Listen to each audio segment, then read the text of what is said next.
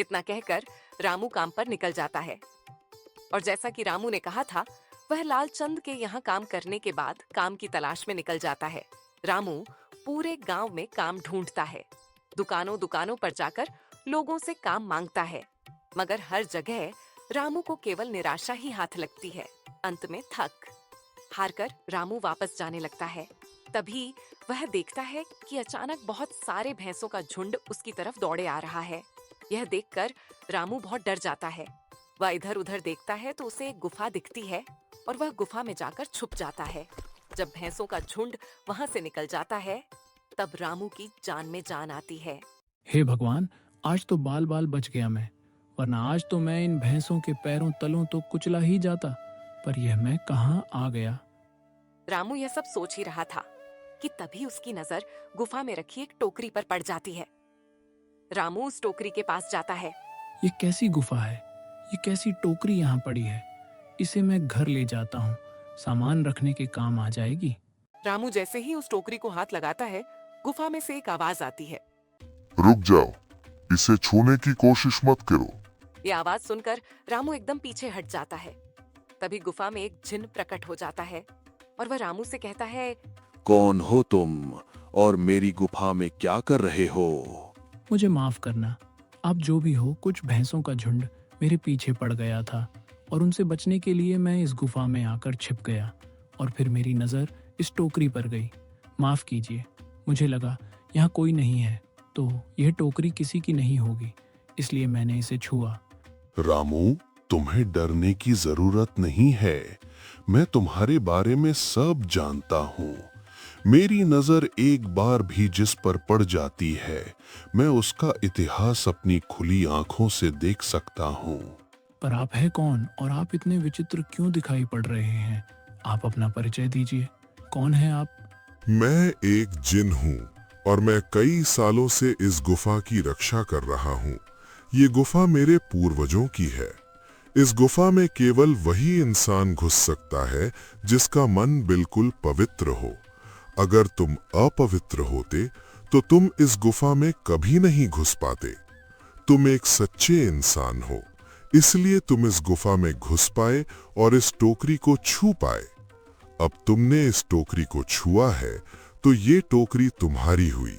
नहीं, मुझे यह टोकरी नहीं चाहिए। मैं तो बस देख रहा था। डरो मत रामू, तुम ये टोकरी ले जाओ। ये कोई साधारण टोकरी नहीं है, बल्कि ये जादुई टोकरी है। क्या यह वही जादुई टोकरी है जिसके बारे में हमारी दादी कहानी सुनाई करती थी कि ये किसी गांव में एक जादुई टोकरी हुआ करती थी और वह सबकी इच्छाएं पूरी करती थी? हाँ रामू, ये वही जादुई टोकरी है। अब तुम इस टोकरी के मालिक हो। तुम इसके इस्तेमाल से अपनी स्थिति सुधार सकते हो। पर याद रखना, तुम जो भी वस्तु इस टोकरी में एक बार डालोगे, वो चीज ही तुम्हें बार बार इस टोकरी में डालनी होगी। इसके अलावा तुम और दूसरी कोई चीज इस टोकरी में नहीं डाल सकते। अगर तुमने ऐसा किया तो इसका परिणाम तुम्हें ही भुगतना होगा। मेरी इस बात को हमेशा ध्यान में रखना और सोच समझकर बिना लालच किए इस टोकरी में वही सामान रखना जिसकी तुम्हें जरूरत हो। रामू टोकरी को लेकर घर आ जाता है। सुमन, ये देखो, ये मैं क्या लेकर आया हूँ। क्या लाए हो आप? बस ये एक टोकरी। सबसे पहले ये बताइए, आप तो काम की तलाश में गए थे ना, तो कोई दूसरा काम मिला कि नहीं? नहीं, अरे सुमन, मेरी पूरी बात तो सुनो। ये कोई ऐसी वैसी टोकरी नहीं है, बल्कि यह एक जादुई टोकरी है। रामू सुमन को वह सारी घटना के बारे में बताता है जो उसके साथ हुई। अच्छा, तो आपका कहने का मतलब है कि इस टोकरी में हमें कोई ऐसी चीज डालनी होगी जिसकी हमें सबसे ज्यादा जरूरत हो। हाँ सुमन, हमें सोच समझकर ही इसमें कोई चीज डालनी होगी। रामू थोड़ी देर सोचता है, फिर उसका ध्यान उन लकड़ियों पर जाता है जो एक बार उसने सुमन को रखने को दी थी। सुमन, तुम्हें याद है, एक बार मैं जंगलों में लकड़ियां काटने गया था तो मुझे एक चंदन की लकड़ी मिली थी और वह मैंने तुम्हें ला कर दे दी थी। हाँ, दी तो थी। तो तुम उस लकड़ी को ले आओ, हम उस चंदन की लकड़ी को ही इसमें डालेंगे और उस लकड़ी से अपना एक व्यापार शुरू करेंगे। सुमन चंदन की लकड़ी को ले आती है और उसे टोकरी में डाल देती है। वह जैसे ही चंदन की लकड़ी उस टोकरी में डालते हैं, उसमें कई सारी लकड़ियां आ जाती हैं। अरे वाह, ये तो चमत्कार ही हो गया। ये देखिए कितनी सारी चंदन की लकड़ियां हो गई। अगर आप इसको बेचेंगे तो इससे काफी अच्छे पैसे मिलेंगे। हाँ राधा, मैं कल सुबह बाजार जाकर इनको बेच आऊंगा और जो पैसे मिलेंगे उससे हम अपने मोनू और के स्कूल की फीस भर देंगे और बाकी बचे पैसों को संभाल कर रख लेंगे। अगले दिन रामू लालचंद सेठ के यहाँ काम पर ना जाकर चंदन की लकड़ियों को बेचने के लिए बाजार की ओर निकल पड़ता है।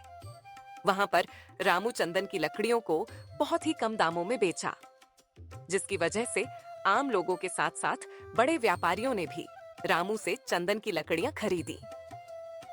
लकड़ियों को बेचकर रामू को काफी अच्छे पैसे मिले। पैसों को लेकर चंदन घर आ जाता है।